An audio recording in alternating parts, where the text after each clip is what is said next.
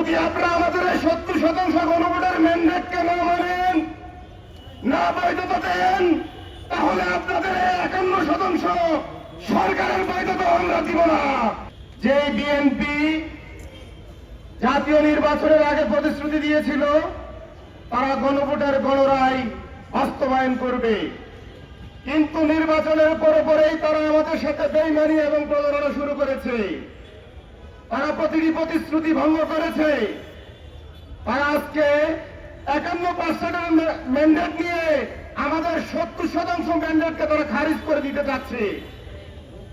আমরা তাদেরকে বলতে চাই, যদি আপনারা আমাদের 70% গণভোটের ম্যান্ডেটকে না মানেন, না বৈধতা দেন, তাহলে আপনাদের 51% সরকারের বৈধতা আমরা দিব না। আমরা আপনাদের 51% সরকারকে ছুড়ে ফেলে দিব। আমাদের স্পষ্ট দাবি, গণভোটের গণরায় বাস্তবায়ন করতে হবে।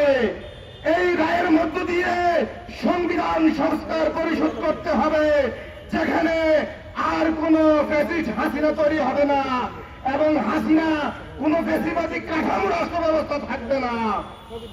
প্রিয় উপস্থিতি, আমরা বিএনপিকে আবার স্মরণ করছি, আপনারা যখনই ক্ষমতায় আসেন তখন রাষ্ট্র পরিচালনায় ব্যর্থ হন, ক্ষমতা ছাড়ার সময় গড়িমসি করেন। আপনাদের নির্বাচিত গভর্নমেন্ট 1981 সালে পতন ঘটে বন্দুকের হাতে। ওই বন্দুকের হাতে স্বৈরশাসনের পতন ঘটার পরে 9 বছর আমাদের দুঃশাসন নেমে আসে। 96-তে আপনার তত্ত্বাবধায়কের মধ্যে একটি স্যাটেল ইস্যু ধ্বংস করে দিয়েছেন। আপনার 2006 সালে বিচারপতিদের বয়স 2 বছর বাড়িয়ে একটি 111 ঘটিয়েছেন, যার কারণে বাংলাদেশের মানুষ 17 বছর নিপীড়িত হয়েছে। আপনারা তো বাংলাদেশের মানুষকে উদ্ধার করতে পারেনি নাই। 17 বছর পর বাংলাদেশের জনগণ আপনাদেরকে উদ্ধার করেছে।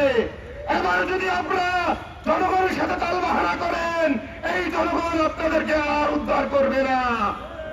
সবাইকে ধন্যবাদ।